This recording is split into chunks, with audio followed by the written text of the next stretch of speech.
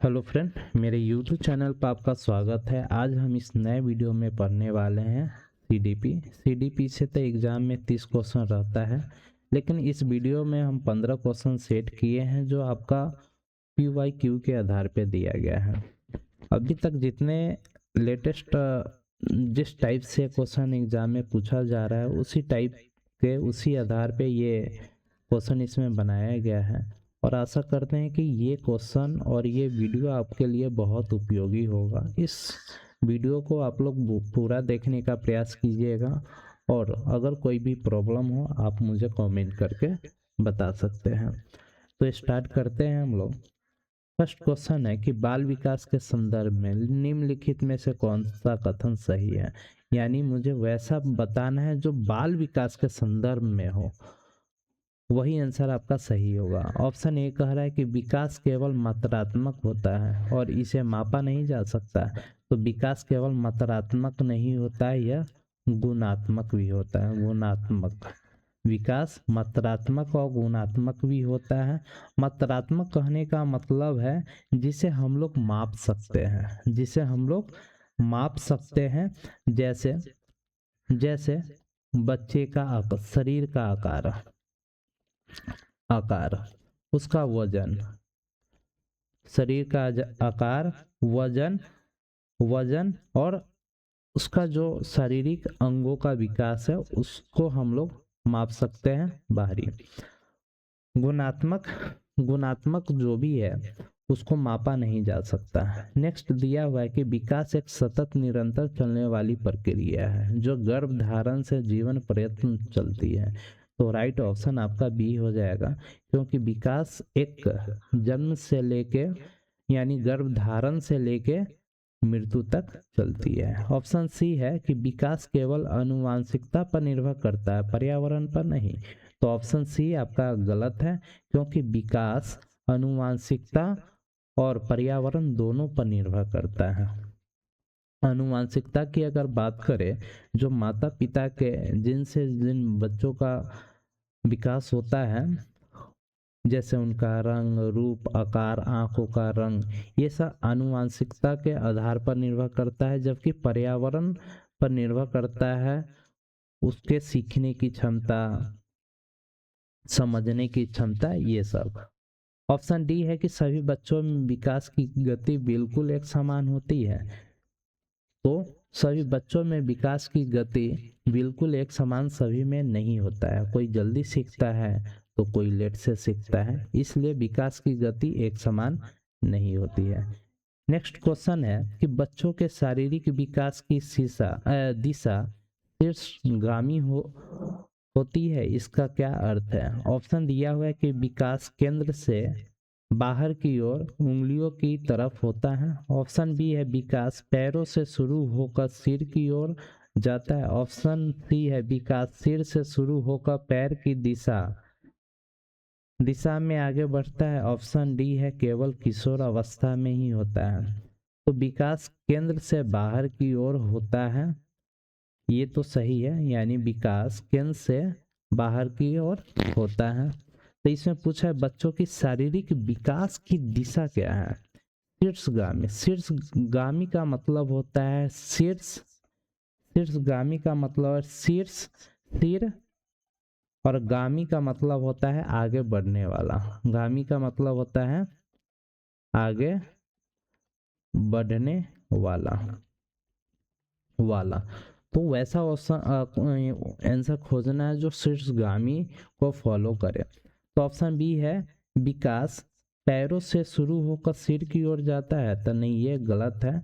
विकास सिर से शुरू होकर पैर की ओर जाता है। ऑप्शन सी दिया हुआ है कि विकास सिर से शुरू होकर पैर की दिशा में आगे बढ़ता है, तो ऑप्शन नंबर सी राइट हो जाएगा, क्योंकि यह शीर्षगामी को फॉलो कर रहा है, शीर्षगामी के बारे में बता रहा है। ऑप्शन डी है कि विकास केवल किशोर अवस्था में होता है, तो ये गलत है।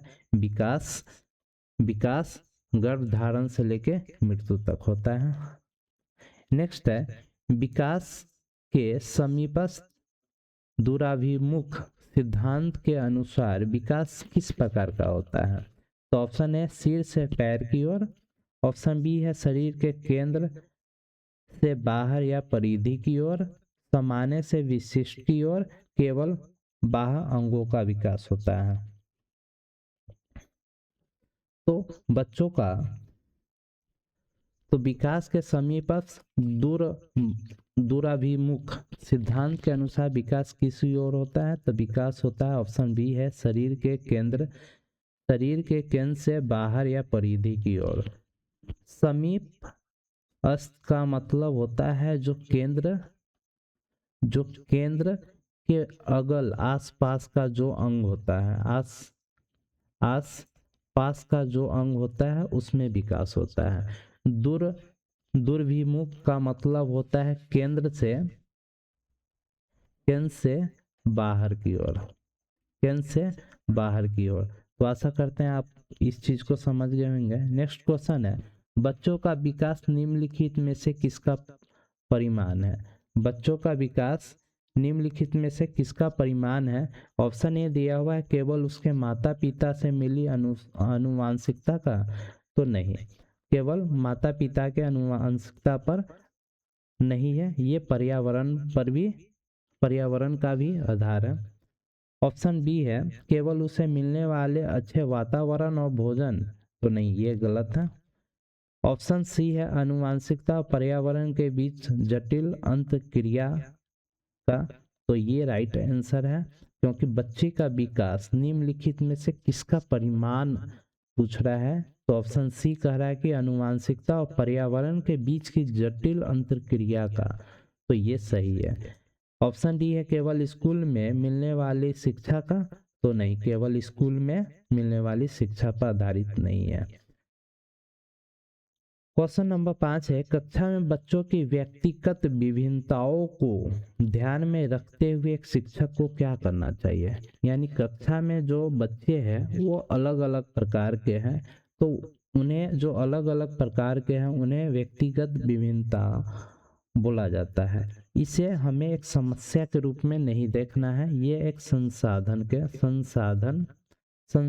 के रूप में देखना है, क्योंकि सभी बच्चों को सीखने का तरीका अलग अलग होता है, एक जैसा नहीं होता है।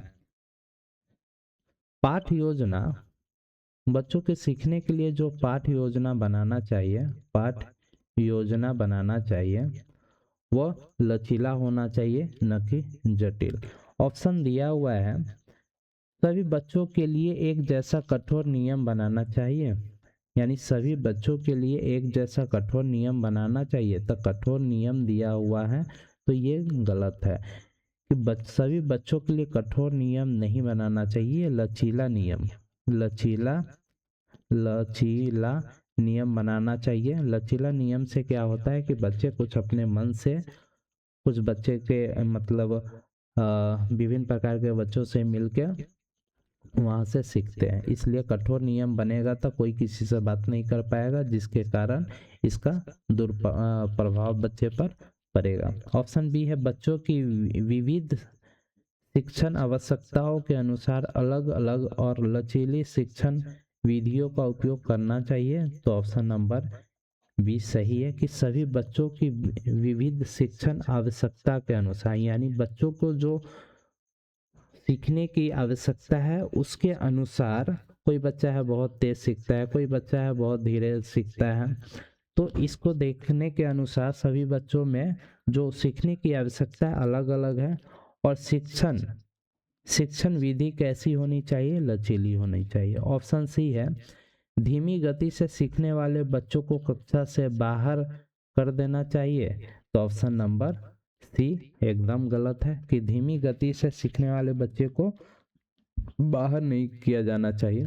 ऑप्शन डी है केवल तेज बुद्धि वाले बच्चे पर ही ध्यान देना चाहिए, तो ऑप्शन नंबर डी भी गलत है। नेक्स्ट क्वेश्चन है कि बाल विकास के निरंतरता के सिद्धांत के अनुसार विकास की प्रक्रिया कब तक चलती है? ऑप्शन ए जन्म से लेकर बाल्यकाल के अंत तक। ऑप्शन बी है गर्भधारण से लेकर जीवन पर्यंत। ऑप्शन सी है केवल किशोर अवस्था के आगमन तक। ऑप्शन डी है विद्यालय में शिक्षा प्राप्त करने के दौरान। तो बाल विकास में निरंतरता का सिद्धांत के अनुसार विकास की प्रक्रिया कब तक चलती है। तो निरंतरता का सिद्धांत की अगर बात करें कि ये क्या होता है, तो ये विकास की प्रक्रिया है जो जीवन पर्यंत चलती है। मतलब विकास की प्रक्रिया है जो गर्भ धारण से मृत्यु तक चलती है। विकास कभी रुकता नहीं है, विकास कभी रुकता नहीं है, ये लगातार लगातार चलता रहता है। लेकिन विकास की जो गति है वो एक समान नहीं रहता, यह कभी तेज और कभी धीमी गति से चलती है। ऑप्शन दिया हुआ है कि जन्म से लेके बाल्यकाल के अंत तक, तो ऑप्शन ये गलत है। जन्म से लेके सिर्फ बाल्यकाल तक विकास नहीं होता, जन्म से लेके मृत्यु तक होता है। ऑप्शन बी है गर्भधारण से लेके जीवन पर्यंत, तो ऑप्शन बी आपका एकदम राइट है। ऑप्शन सी है केवल किशोर अवस्था के आगमन तक, तो नहीं, ये गलत है। केवल जहाँ लगा हुआ है ये निगेटिव पॉइंट है, इसलिए ये गलत है। ऑप्शन डी विद्यालय में शिक्षा प्राप्त करने के दौरान, नहीं। नेक्स्ट क्वेश्चन है कि बच्चों के शारीरिक विकास की दिशा शीर्षगामी होती है, इसका वास्तविक अर्थ क्या है। यानी बच्चों का जो विकास की दिशा है कैसा है, शीर्षगामी है। शीर्षगामी का मतलब होता है सिर से पैर की ओर, सिर से पैर की ओर और विकास होता है। इसी के आधार पे आपको आंसर चूज करना है।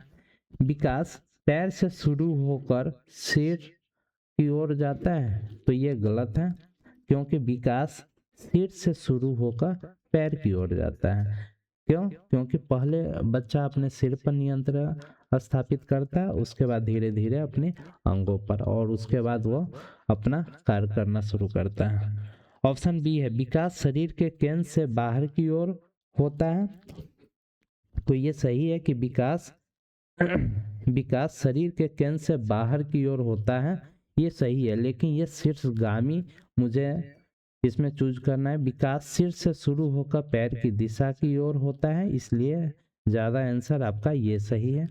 विकास सामान्य क्रिया से विशिष्ट क्रिया की ओर होता है, तो ये भी सही है, लेकिन हमारे क्वेश्चन के अनुसार हमारा राइट आंसर सी होगा। 8 नंबर है विकास के समीप अस्त दूरभाभिमुख सिद्धांत के अनुसार बच्चों का आगमन विकास किस क्रम में होता है। तो आगमन विकास की अगर बात करें, आगमन विकास की अगर बात करें तो आगमन विकास दो प्रकार की होती है। एक गामक विकास की अगर बात करें, गामक विकास की बात करें तो ये दो प्रकार के होते हैं। एक होता है आपका स्थूल गामक को कौशल या विकास, और दूसरा होता है सूक्ष्म गामक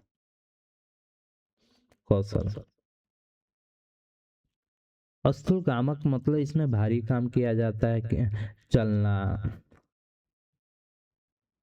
दौड़ना, जितना भारी काम है ये सब स्थूल गामक में करते हैं। जितना छोटा काम है लिखना, ड्राइंग बनाना, चित्रकारी करना, ये सब क्या है आपको स्थूल काम में आता है।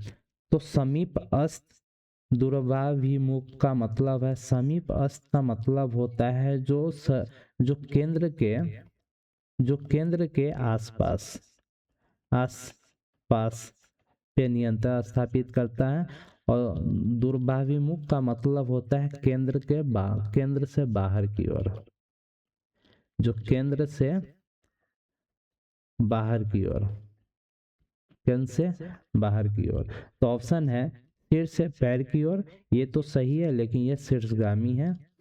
ऑप्शन बी है केंद्र, शरीर के केंद्र से बाहर या परिधि की ओर, ऑप्शन नंबर बी एकदम राइट है। उंगली से शुरू होकर रीढ़ की हड्डियों तक, ये गलत है। केवल मानसिक स्तर से सामाजिक स्तर तक, ये गलत है। तो ऑप्शन नंबर बी आपका राइट हो जाएगा। नेक्स्ट है, एक छोटा बच्चा किसी वस्तु को पकड़ने के लिए अपने पहले अपने पूरी हाथ का प्रयोग करता है और धीरे धीरे केवल अपनी उंगलियों से उसे उठाने लगता है। यह विकास के किस सिद्धांत को दर्शाता है? तो एक बार और समझेंगे कि छोटा बच्चा है जो किसी वस्तु को पकड़ने के लिए पहले अपने पूरे हाथ का प्रयोग करता है और उसके बाद धीरे धीरे वह केवल अपनी उंगलियों से उठाने लगता है। यह विकास के किस सिद्धांत को दर्शाता है?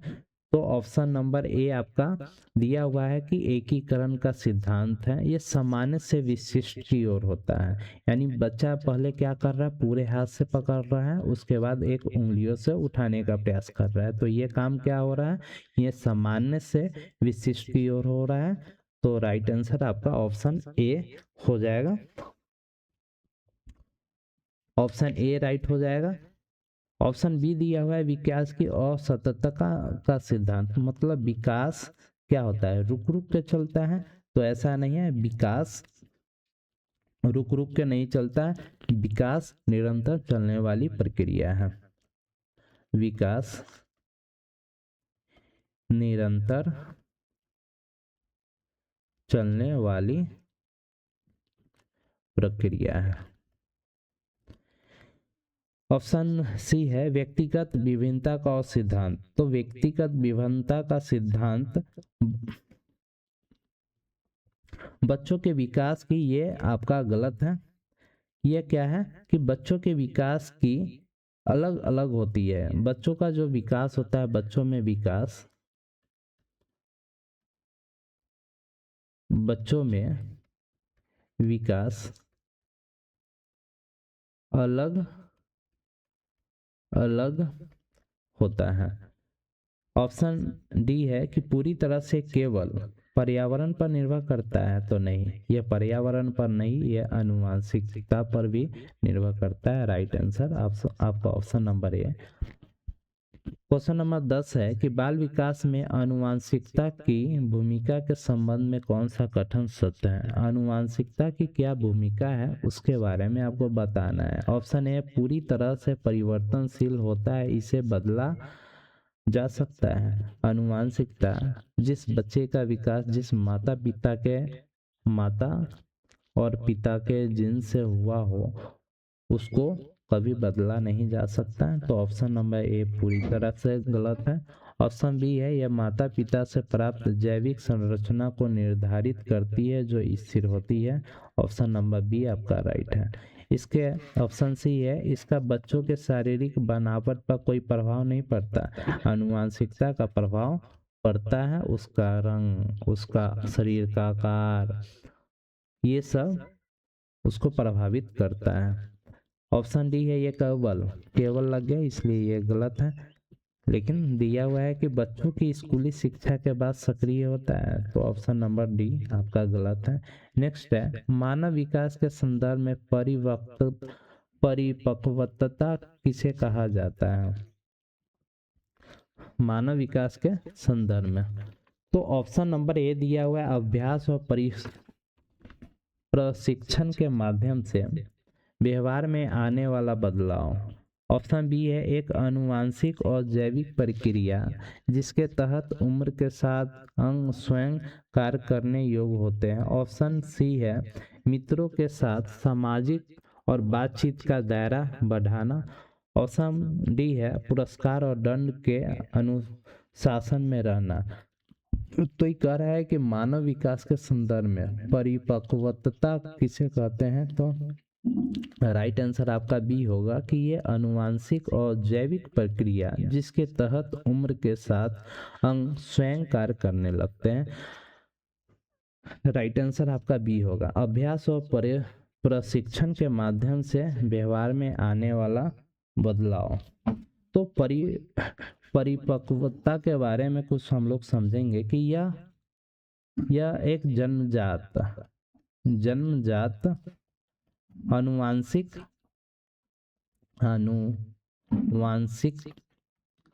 और जैविक जैविक प्रक्रिया है या स्वयं होता है। यह बच्चों के सामाजिक विकास और समाजीकरण को दर्शाता है। ऑप्शन सी है कि बच्चों के साथ सामाजिक बातचीत का दायरा बढ़ाना। ये क्या है? यह बच्चों के सामाजिकरण को बता रहा है, समाजीकरण को बता रहा है। ऑप्शन डी है पुरस्कार और दंड के दर से अनुशासन में रहना। यह कोहल वर्ग का जो नैतिक का सिद्धांत है, नैतिक सिद्धांत या नैतिक विकास के सिद्धांत को ये दर्शा रहा है। नेक्स्ट है, प्रत्येक बच्चों के सीखने की गति, रुचियाँ और स्वभाव एक दूसरे से अलग होती है। बाल विकास का यह नियम क्या कहलाता है? यानी प्रत्येक बच्चों के सीखने की गति, रुचि, स्वभाव एक दूसरे से अलग होता है। ये सही है, लेकिन आपको बताना है कि बाल विकास का यह नियम क्या कहता है। तो यह विकास की एकरूपता का सिद्धांत है। ऑप्शन बी है व्यक्तिगत विभिन्नताओं का सिद्धांत है। ऑप्शन सी है विकास की निश्चित दिशा का सिद्धांत है। ऑप्शन डी है विकास एक आयामी होता है। तो ये आपका ऑप्शन नंबर बी है, व्यक्तिगत विभिन्नताओं का सिद्धांत है कि यानी प्रत्येक बच्चे की सीखने की गति, रुचि, स्वभाव एक दूसरे से अलग होती है। ऑप्शन डी देखें, विकास एक आयामी होता है। तो ये गलत है, विकास एक बहुआयामी होता है। नेक्स्ट दिया हुआ है कि बाल विकास के संवेदनशील अवधि का क्या अर्थ होता है। तो बाल विकास के संवेदनशील जो अवधि है, जो समय है, उसका क्या अर्थ है, इसके बारे में बताना है। तो ऑप्शन दिया वो समय जब बच्चा अत्यधिक बीमार या कमजोर होता है। तो ये गलत है, ये संवेदनशील अवधि नहीं है। किसी विशिष्ट क्षमता या कौशल जैसे भाषा सीखने के लिए जीवन सबसे अनुकूल और ग्रहणशील समय होता है। ये ऑप्शन नंबर बी एकदम राइट है। किशोर अवस्था का वह दौर जब बच्चा बहुत चिड़चिड़ा होता है। चिड़चिड़ा मतलब क्या होता है कि ये आपको बताता है कि किशोर अवस्था का कौन सा अवस्था है। ये तूफानी अवस्था है, तूफानी अवस्था है या तनाव की अवस्था है। ऑप्शन नंबर बी है कि केवल शारीरिक लंबाई बढ़ने की अंतिम अवस्था है। तो ये गलत है, आपका राइट ऑप्शन नंबर बी आपका सही हो जाएगा। ये बच्चे का समग्र विकास निम्नलिखित में से किसका परिमाण माना जाता है। तो बच्चों का जो समग्र पूरी तरह से जो विकास होता है निम्नलिखित में से किसका माना जाता है। केवल उसके माता पिता से मिली आनुवंशिकता का तो नहीं, केवल लगा हुआ है। ऑप्शन बी है कि केवल उसे मिलने वाले अच्छे सामाजिक वातावरण का नहीं, सामाजिक वातावरण का नहीं, इसमें आनुवंशिकता का भी है। ऑप्शन सी है आनुवंशिकता और पर्यावरण की आपस में होने वाले जटिल अंतरक्रिया का। तो राइट आंसर आपका सी है, केवल आर्थिक रूप से मजबूत पृष्ठभूमि का नहीं। नेक्स्ट है अधिगम और विकास के अंत संबंध के बारे में कौन सा कथन सही है। अधिगम और विकास का जो अंत संबंध है उसके बारे में कौन कथन सही है। तो ऑप्शन नंबर ए, अधिगम और विकास का आपस में कोई संबंध नहीं है। ऑप्शन बी है पर्यावरण में मिलने वाले सीमित अनुभव और अधिगम बच्चे के मानसिक और सामाजिक विकास को गति देता है। ऑप्शन सी है विकास होने के बाद ही बच्चा कुछ भी सीखना शुरू करता है, ऐसा नहीं है। ऑप्शन डी है अधिगम केवल स्कूल में होता है और विकास केवल घर में। तो डी गलत है कि अधिगम केवल स्कूल में नहीं होता है। अधिगम बच्चा कहीं भी किसी भी स्थिति में वह सीख सकता है। विकास सिर्फ घर में नहीं होता है, विकास लगातार चलने वाली एक प्रक्रिया है। तो इसलिए ऑप्शन नंबर डी गलत है। ऑप्शन सी है विकास होने के बाद ही बच्चा कुछ भी सीख सकता है, ऐसा कुछ नहीं है। विकास न भी हो तब भी बच्चा बहुत अच्छे से सीख सकता है। ऑप्शन ए अधिगम और विकास आपस में कोई संबंध नहीं है। ऑप्शन नंबर ए गलत है। अधिगम और विकास आपस में बहुत संबंध रखते हैं। ऑप्शन नंबर बी आपका राइट आंसर हो जाएगा। पर्यावरण में मिलने वाले समृद्ध अनुभव और अधिगम बच्चे के मानसिक और सामाजिक विकास को गति देता है, इसलिए ये आपका सही है। ये वीडियो आपको कैसा लगा आप मुझे कमेंट करके बताइएगा एंड चैनल को सब्सक्राइब कर लीजिएगा। हाँ, सीडीपी का पार्ट 2 आपको 2 दिन में देखने को मिल जाएगा।